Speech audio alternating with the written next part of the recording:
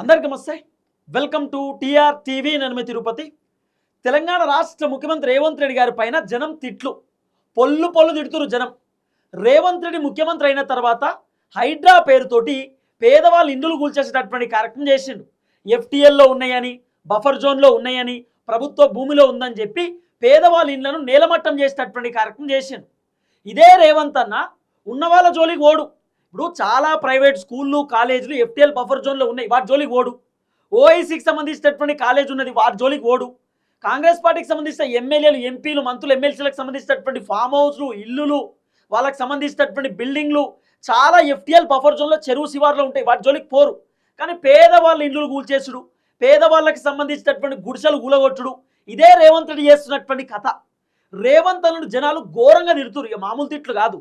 దయచేసి ఈ వీడియో పెద్దవాళ్ళు మాత్రమే చూడరు, చిన్నవాళ్ళు ఎవరు చూడొద్దు. 18+ వీడియో ఇది.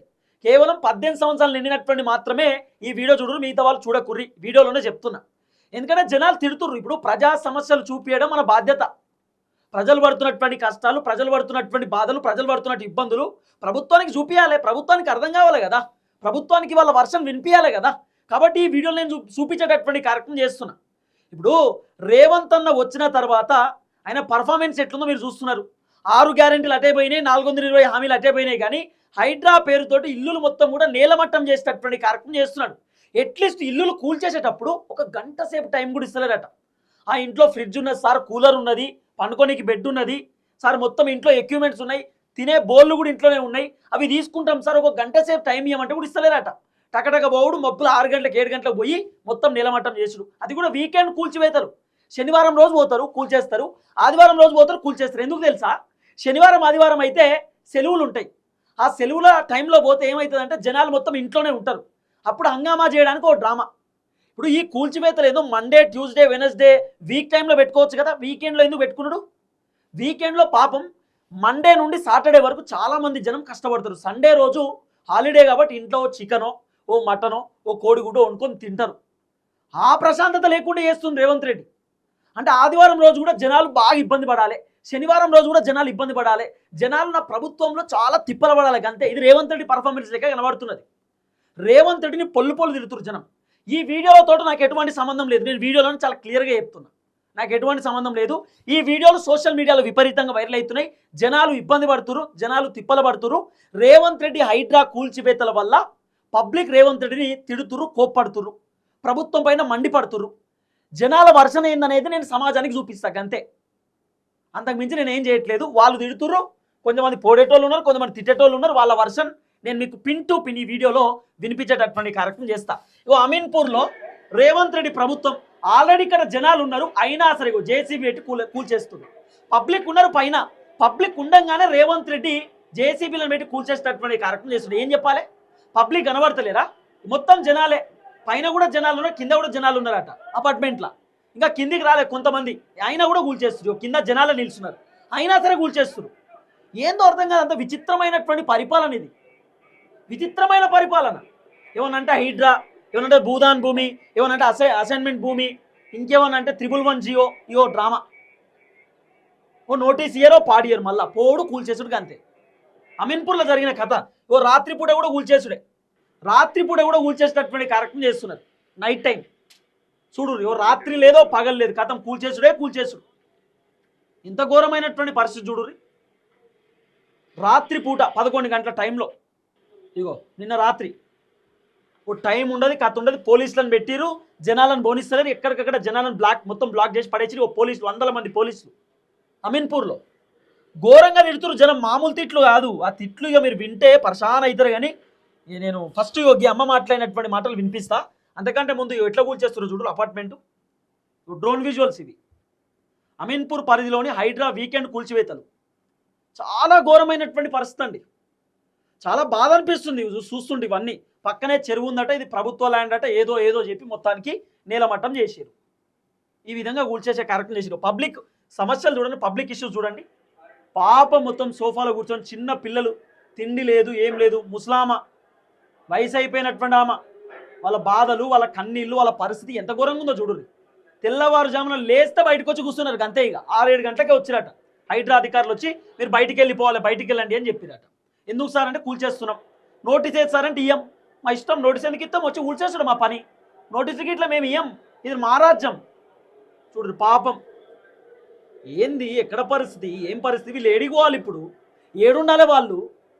ఈఎంఐలు పెట్టి ఇల్లులు కొనుక్కున్నారు, అప్పో సప్పో చేసి లోన్లు పెట్టుకొని ఇల్లులు కొనుక్కుంటే పాపం ఒక డబుల్ బెడ్రూమో సింగిల్ బెడ్రూమో కొనుక్కొని ఉంటే వాళ్ళని మొత్తం రోడ్డు మీద వేస్తే వాళ్ళు ఏం చేస్తారు ఇప్పుడు, ఈఎంఐలు ఎట్లా కడతారు, వాళ్ళ పరిస్థితి ఏడు ఉండమంటావు వాళ్ళను. మరి అట్లీస్ట్ వాళ్ళని కూలగొట్టేటప్పుడు వాళ్ళని ఖాళీ చేయించేటప్పుడు వేరే డబుల్ బెడ్రూమ్ అన్న ఆల్టర్నేట్ చూపించాలి కదా, ఏం లేవు. మీరు వెళ్ళిపోరు ఇక అంతే, వెళ్ళిపోమని చెప్పిరట గంతే, ఇక వెళ్ళిపోవాలన్నట్టుగా వాళ్ళు. చూడు ఎంత దౌర్భాగ్యమైనటువంటి పరిస్థితి కాంగ్రెస్ పరిపాలన. చూడు ఘోరమైనటువంటి సిచ్యువేషన్, మామూలు సిచ్యువేషన్ కాదు, దారుణమైనటువంటి పరిస్థితి. ఈ విధంగా ఉంది లోపల సిచ్యువేషన్. ఇక అవ మాట్లాడినటువంటి మాటలు వినుర్రి. నువ్వు వచ్చిన నుంచి నష్టం అయిపోతాను. రేవంత్ రెడ్డి మరి ఇప్పుడు రానుండే, మరి గురవట్టం రానుండే, ఏం చేస్తుడు? అంత ధైర్యం ఉన్నా రానుండే ఊరికి ఐలపురం. ఆయనకి ఎంత బుద్ధి లేదు. మేము పిల్లలను రోడ్ల మీద వేసుకొని వండుకుంటున్నాము. మరి ఎంత భయంగా బతున్నాం, పొద్దున్నాక పొరుగురు కష్టం చేసుకొని ఊర్లో బతున్నాం. ఊర్లో ఏం కష్టం ఉన్నది?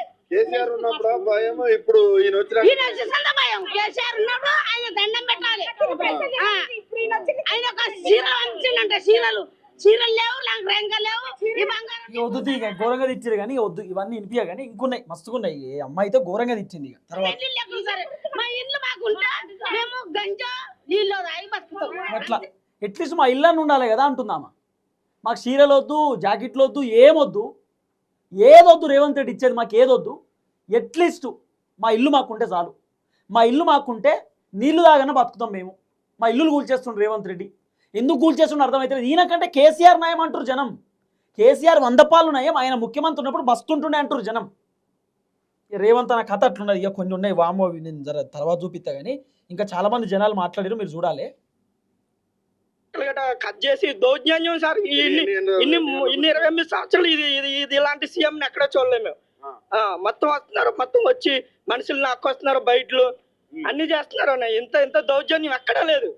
పని చేసుకుని వాళ్ళు మీరు ఎన్ని గంటలకు వచ్చి చెప్పినారు వాళ్ళు? అరే పొద్దున్న వచ్చి ఇదే చేస్తున్నారన్న, దౌర్జన్యం చేస్తున్నారన్న. మనుషులు పడుకున్న వాళ్ళు పొద్దున్న 4-5 టైంకి వచ్చారు, 6 టైంకి అట్లే వస్తారు వాళ్ళు, 5-6 గంటలకే వస్తారు. ఎందుకంటే అప్పుడే వాళ్ళ టైం, కరెక్ట్ టైం అది. పొద్దుగాల వాకింగ్ పోయినట్టే వస్తారు హైడ్రా అధికారులు, 5-6 గంటలకు వచ్చి కూల్చేస్తారు అంతే, వాళ్ళ పనే అది. ఇంకా చూడరు వీడియోలు. మళ్ళీ మేము నన్ను రెంట్ ఇచ్చాము, ఇప్పుడు మాకు ఈ మూమెంట్ అంతా చార్జెస్ ప్లస్ అదంతా ఒకటైతే ఇప్పుడు మాకు పీస్ ఆఫ్ మైండ్ అసలు ఎంత. ఇప్పుడు మాకు రేపు మేము ఆఫీస్కి వెళ్ళాలంటే ఏం చేయాలో మాకు అర్థం కావట్లేదు, మేము ఎక్కడికి వెళ్ళాలో కూడా తెలియట్లేదు. ప్రస్తుతానికి ఇప్పుడు మేము అందరం ఇట్లా కింద పెట్టుకొని ఉంటున్నాం సార్. ఇప్పుడు వాళ్ళు మధ్యాహ్నం అది కూడా కూలగొట్టేస్తాం అంటున్నారు. ఈ సామాన్లన్నీ ఎక్కడ పెట్టుకోవాల్సి వస్తుంది సార్? ఎవరు కూడా ఇప్పుడు వర్కింగ్ వాళ్ళకి ఎందుకు తెలుస్తుంది సార్? వాళ్ళకి ఎందుకు సార్ ఇవన్నీ? They don't need all these things కదా. వాళ్ళకి జస్ట్ సింపుల్ గా ఇప్పుడు అంటే వాళ్ళకి అంతే కదా, వాళ్ళకి తెలియదు కదండి ఇవన్నీ. ఎవరికో ఇంటిలో ఏదో అవుతుంది, మాకు ఇంపాక్ట్ అవుతుందని నో వన్ విల్ ఎక్స్పెక్ట్ కదా. బట్ అసలు ఇప్పుడు మాకు ఏం అర్థం కావట్లేదు. ఈవెన్ ఇప్పుడు ఆన్ ద స్పాట్ మాకు ఇల్లు కూడా దొరకట్లేదు. మేము ఎక్కడికి వెళ్ళాలి? మాకు మార్నింగ్ 6 o'clock కాల్ వచ్చింది సార్. అంటే మాకు ఏం లేదు సార్. ఉంటే మేము ఎందుకు ఉంటాం సార్? రెంట్కుండే వాళ్ళు అలాంటి రిస్క్ ఉంటది అని అనుకున్నప్పుడు ఎందుకుంటారు ఇక్కడ? ఓనర్స్ అంటే మనం ఏదో ఫైట్ చేయాలేమో అనే థాట్ ఉంటుంది. ఇప్పుడు రోడ్డు మాకు అసలు ఇప్పుడు అద్దెలకి ఇచ్చి మనము రెంట్ కట్టుకుండి అంతా చేసి మేము రోడ్డు మీద పడాల్సిన పరిస్థితి వచ్చింది. అట్లుంది కథ రేవంత్ అనే పరిపాలనలో. రెంట్కుండేటోళ్ళు కూడా ఉండొద్దు అన్నట్టు ఇంట్లో ఇంకునే చూడదు. మా కడుపు మీద కొడుతున్నాడు. మా రెక్కల కల్లా కష్టం చేసుకొని మాకు కూడా తినకుండా తాగకుండానే బతుకుతున్నాం మేమైతే. మరి ఇంకేంటంటే మీ ఇట్లా కొనే వాళ్ళు కూడా ఇక బిడ్డలకు గల్లు ఎట్లా చేయాలి, అప్పులు ఎట్లా కట్టుకోవాలి, ఎట్లా ఏం కొనాలి, ఏం పెట్టాలి. ఇదేం బంగారం రేటు ఏంది అది? ఇలా 2 లక్షలు అంటే ఎవరు పెట్టాలి? ఎట్లా చేసేయాలి? ఆగమైతే లేరా పిల్లలు? ఆగమైతే లేరా? ఇప్పుడు పిల్లలు అంతా మందుల్లా ఎందుకు చచ్చిపోతున్నారు? పెళ్లి చేయక పేదోళ్ళు ఇళ్ళల్లా పెళ్లి చేయలేక, సావలేక, బతకలేక ఆగమైపోతుంది మా పిల్లలు తెలుసా. సరే ఇప్పుడు ఇల్లు ఉంటేనే అదంతా ఇల్లు కాదు కాదు, ఇల్లు అంటే కొంచెం ఉండాలి, కొద్దిమైన కొంచెం ఊరన్నా ఉండాలి. ఉండనీకి అది అది ఓకే. అది ఏంటి పరిస్థితి అంటే చెట్ల కింద కూడా ఉండని ఇల్లు ఉంటే పెళ్లి చేసుడే కష్టం. కష్టం. ఇప్పుడు ఇల్లు లేకుంటే ఉంటే పరిస్థితి ఏంటి, విషయం తెచ్చుకొని తాగాలి, ఇంతమంది తెచ్చుకొని తాగాల. ఆ పరిస్థితి అప్పుడు ఆయనకు ఇంకా 2 ఓట్లు వస్తాయి, 2 ఓట్లే వేస్తాం అప్పుడు. అంతగా 2 ఓట్లు ఎక్కువ వస్తాయి అన్న. చచ్చిపోతే నేను చచ్చిపోతే ఆయనకు 2 ఓట్లు ఎక్కువ వస్తాయి అట్లా కదా. డబల్ ఓటు కొట్టుకుంటుండొచ్చు. మరి ఏం ఆలోచన చేసి పని చేస్తున్నాయినా? ఏ సీట్ ఎక్కి నుంచి ఏం ఆలోచన వచ్చింది? ఏ చేసిన ఫస్ట్ బస్ వేసిండు, ఏం ఆలోచన వచ్చింది? కాకపోతే అలా టికెట్ తక్కువ చేయనండి. 100 రూపాయల టికెట్లో 50 రూపాయల టికెట్ చేయనండి, 50 రూపాయల టికెట్ చేయనండి. మెదకు నుంచి ఈడికి 50 రూపాయలు ఉండే టికెట్, ఇప్పుడు 100 రూపాయలు అయిపోయింది. ఈ టికెట్ కూడా మీ భర్త దగ్గర వసూలు చేస్తుండ్రు రేవంత్ అన్న. ఇప్పుడు మా నాయన ఏడికన్నా పోవాలనుకో, మా ఊళ్ళోకి వెళ్ళి హన్మకొండకు రావాలంటే మాకు 60 రూపాయల టికెట్ ఉంటుంది, ఇవాళ 120. మా అమ్మ టికెట్ కూడా మా అయ్య దగ్గరనే వసూలు చేస్తుండు రేవంత్ రెడ్డి. ఇంకా ఉచిత ప్రయాణం అని చెప్పి డైలాగులు కొట్టుడు. ఈ బంద్ చేయి రేవంత్ అన్న, కైకు అన్న కైకు. ఏ బంద్ కరో, నీ దుకాణమే బంద్ కాబోతుంది, పరిపాలన బంద్ అవుతుంది సార్. ఆగు. ఏ టైంకి వచ్చినారు, ఎట్లా మీ పరిస్థితి ఎట్లా? ఇప్పుడు ఇవన్నీ తీసి ఏదో రోడ్ మీద పడేసిన పరిస్థితి అయింది. మొత్తం అంతా రోడ్ మీదనే అయిపోయిందండి. మొత్తం పొద్దున్న లేవగానే మేము రోడ్ మీద పడ్డాము. మా సిస్టర్ యాక్చువల్లీ ఇక్కడ ఉంటారు ఫస్ట్ 8 months నుంచి. న్యూ బిల్డింగ్ ఇది, న్యూ కన్స్ట్రక్షన్ కాబట్టి మేము వచ్చాము. 20,000 పే చేస్తున్నాం రెంట్, 1,000 మెయింటెనెన్స్, 2 months అడ్వాన్స్. ఏ టైంకి వచ్చినారు ఇక్కడికి? ఆగస్ట్ లో వచ్చాము. మార్నింగ్ వీళ్ళు వచ్చి 7 o'clock కి డోర్ కొట్టారు. డోర్ కొట్టి మీరు నన్ను అది కూడా మెల్లగా కొట్టలేదు, బాగా జోరుగా కొడితే ఏమైందో అనుకున్నాము, ఏదన్నా అవుతుందేమో డిజాస్టర్ అనుకుని మేము లేచాము. Actually to find out it is a disaster only. As soon as we woke up it's a disaster only. So వాళ్ళు పొద్దున్న మాకు 7 o'clock కి లేచి మీకు 1 hour టైం ఉంది, లేకపోతే half an hour టైం ఉంది, మీరు మొత్తం సామాన్లు బయటపడేయాలి. 1 hour లో కాదు. మా సిస్టర్ ఒక్క ఆమెనే ఉంది, పిల్లలు కాలేజ్కి వెళ్ళిపోయారు. ఒక్క ఆమెనే, హస్బెండ్ కూడా లేరు ఆమెకి. మళ్ళీ ఆ మొక్క ఆమె ఎట్లా చేస్తుంది ఏంటి? సరే ఆమె సంగతి సార్, వేరే వాళ్ళు కూడా సరౌండింగ్ లో అందరు కూడా సఫర్ అవుతున్నారు కదా. ఏం చెప్పాలి, గంట సేపు టైం అట, అన్ని సోఫాలు కిందికి తీసుకురాలి, మొత్తం సామాన్లు ఖాళీ చేయమని హైడ్రా అధికారులు ఓవర్ యాక్షన్. నేను అడుగుతా ఉన్నా రంగనాథ్ గారు, మీ ఇంట్లో ఉన్నటువంటి సామాన్లు గంట సేపట్లో ఖాళీ చేసి కింద పెట్టాలంటే పైన ఫ్లోర్లోకి వెళ్ళి పెడతారా సార్ మీరు? ఫస్ట్ ఫ్లోర్లో ఉన్నటువంటి సామాన్లు గంట సేపట్లో సామాన్లు తీసి కింద పెట్టాలి, మీ ఇల్లు కూల్చేస్తున్నామని చెప్పి చెప్తే మీరు చేస్తారా సార్ గంట సేపట్లో ఖాళీ? రంగనాథ్ సార్, అంటే జనాలకు గంట సేపు కూడా టైం ఇయ్యరా? మినిమం 2-3 hours పడుతుంది సామాన్లు ఖాళీ చేయాలంటే. చిన్న ఒక బుడ్డ ఇళ్ళనే, ఒక ఇంట్లోనే సామాన్లు తీయాలంటే 2.5 గంటలు పడుతుంది. తీయాలంటేనే సోఫాలు గీఫాలు కింద పెట్టాలి, కిచెన్ సామాన్లు చదరాలి, ఎంత పెద్ద కథ ఉంటుంది అనుకుంటారు. అర్ధ గంటలో చదరాలన్నట, ఎడ చదువుతారు సార్? మరి హైడ్రా అధికారులు తీసుకుపోయి మూటలు మోసి కింద పెట్టకపోయి అయిపోతుండే కదా. సోఫాలు గీఫాలు అని తీసి హైడ్రా అధికారులు అమాంతం ఎత్తుకొని కిందెత్తి అయిపోవు కదా. ఏం పరిపాలనో, ఎక్కడ పరిపాలనో, ఏం కథో ఏందో కానీ వీళ్ళ మాటలు ఇనుర్రి జోరుగుంటాయి.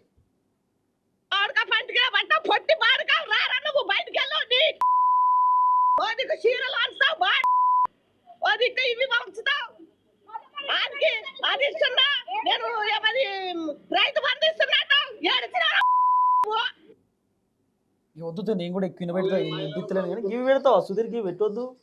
సో ఇట్లా ఈ విధంగా మహిళలు తిట్టేటటువంటి కార్యక్రమం చేస్తున్నారు రేవంత్ అన్నను. పొట్టు తిడుతున్నారు రేవంత్ అన్నను, మామూలు తిట్లు కాదు. ఇక నేను మొత్తం వీడియో వినిపించాను, దాదాపు 3 నిమిషాల వీడియో ఉన్నది.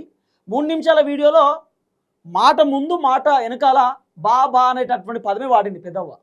కాబట్టి నేను ఇక ఈ వీడియో నేను వినిపించాను కానీ ఇంకా వీడియో కూడా చూడండి.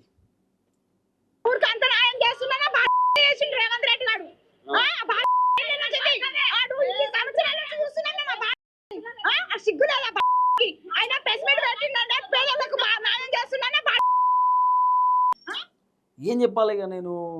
సరే నేను వినిపిస్తలేను కానీ నేను వినిపించలే, సారీ చెప్తున్నా ముఖ్యమంత్రి గారికి. మరి ఇట్లా తిడుతురు సార్, నేనేం చేయాలి? వినిపించాలనే ఒపీనియన్ నాకు లేదు, నిజంగా లేదు. ఇలాంటి మాటలు వినిపించాలి మీడియాలో అనేది నాకు లేదు. కానీ వాళ్ళ కష్టాలు, వాళ్ళ బాధలు కూడా ప్రభుత్వానికి తెలియాలి కదా. ముఖ్యమంత్రి గారికి నేను సారీ చెప్తా ఉన్నా, ఇలాంటి వీడియోలు చూపించవద్దు. కానీ వాళ్ళ ఆవేదన, వాళ్ళ బాధ మరి ప్రభుత్వానికి తెలియాలి కదా, అందుకు చూపించాల్సిన పరిస్థితి వస్తుంది. ఏం చేయాలో నాకే అర్థమవుతలే కానీ 15 లక్షలు వచ్చినాయి, డబ్బులు వచ్చినాయి. వాళ్ళు ఆయన సొంతంగా డబ్బులు చేసి ఇచ్చిండు, పెళ్లిళ్ళు చేసి ఇచ్చిండు, అవన్నీ చేసిండు. ఇప్పుడు పెళ్లి అయిన వాళ్ళకి ఏమన్నా సాయం చేస్తున్నాడా? చెయ్యట్లేదు అసలు ఆయన ఓటేసి తప్పు చేసింది మా తప్పు. ఎంతో గెలిపించి చేస్తాం మేము, మాకేదో చేస్తాడు అనుకున్నాం కానీ మాకేం చేసే అవకాశం లేదు. లేదు ఏమి లేదు, ఏమి అసలు ఇల్లు కట్టి ఎవరికి ఇస్తుండు? ఏ ఇల్లు ఇస్తుండు? ఉన్న ఇల్లు కూలగొడుతుండు. ఉన్న ఇల్లు కూలగొట్టి వేరే ఇల్లు కట్టిస్తున్నాడా? కట్టియట్లేదు. ఒక బస్సు తప్ప ఏముంది? ఆ బస్సులో కూడా గుర్తుకోవాల్సింది వస్తుంది. బస్సులో గుర్తుకోవాల్సింది వస్తుంది ఏమన్నా ఉందాడా? ఏమి లేదు. అసలు ఈయన ఆ కేసీఆర్ గెలిపిస్తే ఇప్పటికైనా మాకు సగం తినడానికన్నా అన్నం ఉంటుండే. ఈ అన్నం కూడా దొరకట్లేదు. ఇట్లా గుర్తొచ్చుడు. మేము ఓటేసిన తెల్లారి నుంచే గుర్తొస్తుంది. కేసీఆర్ మేము ఓటేసిన తెల్లారి నుండే గుర్తుకొస్తున్నా అంటారు జనాలు. ఇక నేను అన్ని వీడియోలు వినిపియా, ఇంకా మస్తుకునే వీడియోలు కానీ అన్ని నేను వినిపించలేకపోతున్నా. మస్తు మంది జనం తిడుతుర్రు అబ్బా రేవంత్ అన్నను, పొట్టు తిడుతుర్రు రేవంత్ అన్నను. మామూలు కాదు, పొల్లు తిడుతుర్రు. ఇక కొన్ని 2-3 వీడియోలు ఏదో నేను దేవులు అయినా అవి కొద్దిగా ఎక్కువ ఉన్నాయి బూతులు, కానీ నేను వినిపించలేకపోతున్నా. నాకు కూడా ఇబ్బంది అనిపిస్తుంది. రేవంత్ అన్న అంటే వాస్తవం నాకు చాలా ఇష్టం. ఇప్పుడు రేవంత్ అన్నను వీళ్ళు తిడుతూ ఉంటే కూడా నాకు కూడా కొంత ఇబ్బంది అనిపిస్తూ ఉంటుంది. కానీ తప్పదు కదా, ఆయన ముఖ్యమంత్రి, మంచిగా పని చేయాలి. మంచిగా పని చేయకపోతే జనాలు ఖచ్చితంగా తిడతారు. ఓటేసారు జనం, తిట్టకపోతే ఏం చేస్తారు? కాబట్టి రేవంత్ అన్న పరిపాలన గిట్లున్నది. ఏ నోటీస్ లేకుండా ఏది లేకుండా టకాటక ఇల్లులు మొత్తం కూల్చేసేటటువంటి కార్యక్రమం చేస్తున్నాడు. పబ్లిక్ గరం మీద ఉన్నారు, మామూలు గరం కాదు. జనాలు రేవంత్ రెడ్డిని పొల్లు ఓడగొట్టడానికి సిద్ధమవుతున్నారు. 2028లో కాంగ్రెస్ ప్రభుత్వం పోవడం పక్క, బీఆర్ఎస్ గెలవడం పక్క. దీంట్లో వేరే ఆప్షనే లేదు. కాంగ్రెస్ ప్రభుత్వం కూలిపోయేటటువంటి అవకాశాలు కనబడుతున్నాయి హైడ్రా దెబ్బకు. జిహెచ్ఎంసీ ఎన్నికలలో రేవంత్ రెడ్డి పొట్టు ఓడిపోతున్నాడు. మామూలు కాదు, ఘోరమైనటువంటి ఓటమి ఉంటుంది. మీరు రాసి పెట్టుకోరు, ఇది జరిగేటటువంటి అవకాశం ఉంది. చూద్దాం ఏం జరగబోతుందో. వీళ్ళ బాధలు వీళ్ళ కష్టాలు ఈ విధంగా ఉన్నాయి. పాపం అసలు చాలా ఇబ్బందికరమైనటువంటి వాతావరణం. అసలు ఆ వీడియోలు చూస్తే, వాళ్ళ బాధ చూస్తే, వాళ్ళ కన్నీళ్లు చూస్తే మనకే ఏడుపు వస్తుంది. అంత ఘోరమైనటువంటి సిచ్యువేషన్ ఉన్నది. రేవంత్ రెడ్డిని ఈ విధంగా జనాలు తిడుతూ ఉన్నారు, విమర్శిస్తూ ఉన్నారు. చూద్దాం ఏం జరగబోతుంది. దయచేసి వీడియో అందరికి షేర్ చేయండి. అందరికి నమస్తే, థ్యాంక్ యూ సో మచ్.